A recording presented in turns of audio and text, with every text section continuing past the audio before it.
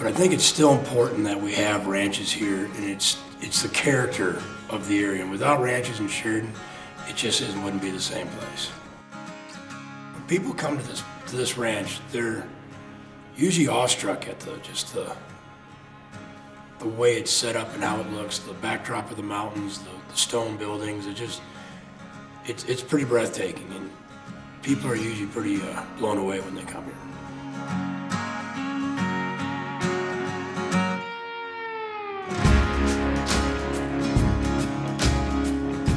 The ranch is roughly 7,000 acres, give or take a little bit.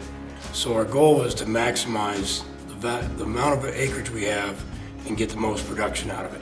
So we've gone to a more holistic management program where we do a lot of intensive grazing. We'll use small acreages with larger amounts of animals. We've incorporated cover crops into it, and we're very fortunate that we've got an excellent water right, so we're able to graze a lot of the ranch and put water back on during the growing season and get second and third opportunities to graze the same pastures.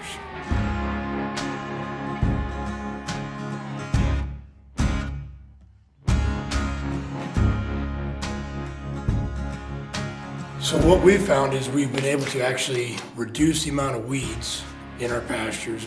For example, we have a pivot that years ago you couldn't walk through there in the summer without the thistle ripping your legs apart.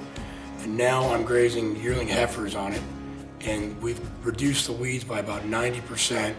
The soil has improved. It used to have a lot of swampy areas where now it's turning into quality soil that absorbs water, and has a lot to do with how we graze it and how we're managing that soil through the cattle.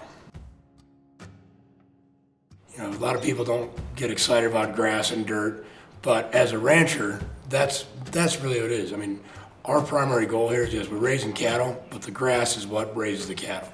So when we can improve the pasture conditions, it improves the quality of cattle we can sell. So it's pretty exciting stuff.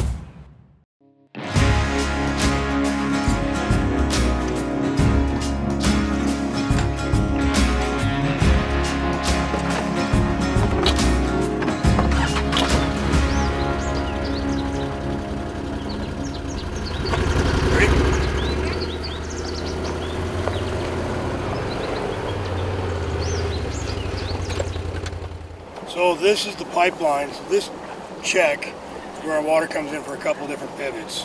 Actually 3 pivots come off of this check. So there's a big 200-acre pasture right here that has a pivot, and we're already irrigating that one.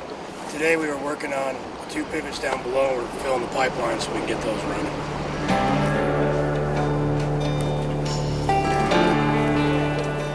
This is pivot number 2. This one's unique compared to the rest of the pivots. All our pivots get water from Big Goose. It comes down through the PK ditch. This pivot actually gets fed out of Soldier Creek, but we have a means to put water from Big Goose into the PK and then into Soldier Creek to run this pivot. What do you enjoy about the ranch and being out here? I enjoy just being out here. I hate going to town because there's so many people, and I just like be outside, have fun. It's like when you're out here and nobody's here, it's like really peaceful and quiet.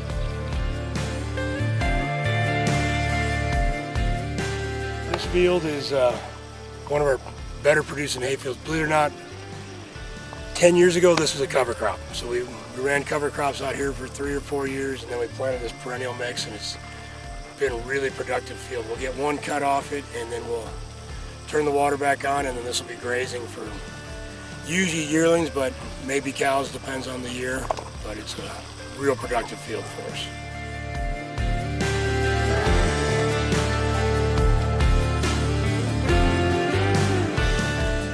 Water in this ranch is unique. We've got a really good water right to where we can irrigate this field clear into the end of September without really any issues ever.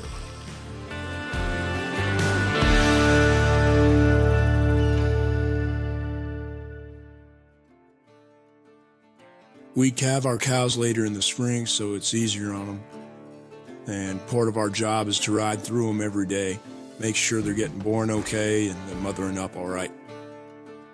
All right, guys.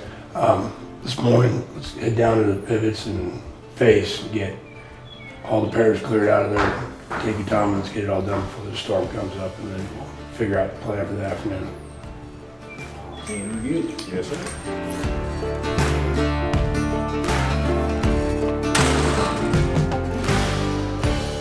He was just born, that was his mother. And of course, young heifers, they're gonna walk off sometimes, but she'll come back to him. We'll get her back in and get her mothered up here directly. So I'm gonna try and get this one in that we need to pull, get him in and get him alive, and then we'll come and check on this one again.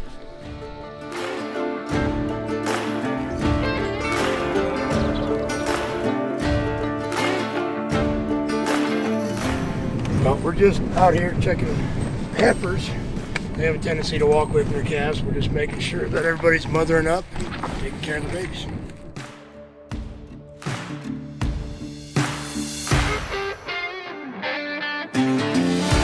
Especially with these new babies, they don't all see so good, and every once in a while you'll have them hook up on your horse and they'll follow you around thinking you're mama, and you can lead them just about wherever you want to. Grandpa used to say it's a damn good life if you don't weaken.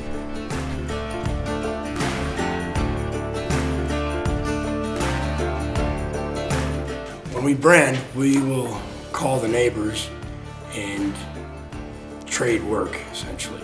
So and when they brand, we'll go help them. When we brand, they help us. A lot of people in this community, especially in Wyoming, have ties to ranches. They grew up doing it. They're salt of the earth. They're great people to have as neighbors. And it's just the way the community is here. First branding of the year, so it's a small one, but I'm excited. Oh, we're gonna brand some calves. We're running low on grass where the cows are at, so we've been sorting pairs all spring, and now we're gonna get our first bunch branded.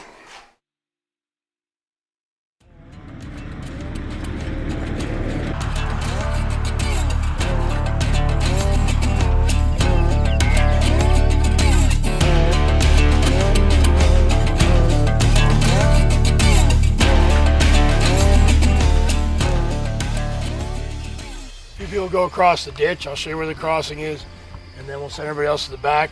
Just ease them up, try and keep them paired up as much as possible. So as we're riding out, if there's a cow and calf laying there, just ride up to her. When they stand up, right away, so they know where their calf's at, and hopefully, if everybody comes in with their calf, it'll be pretty smooth and easy. So.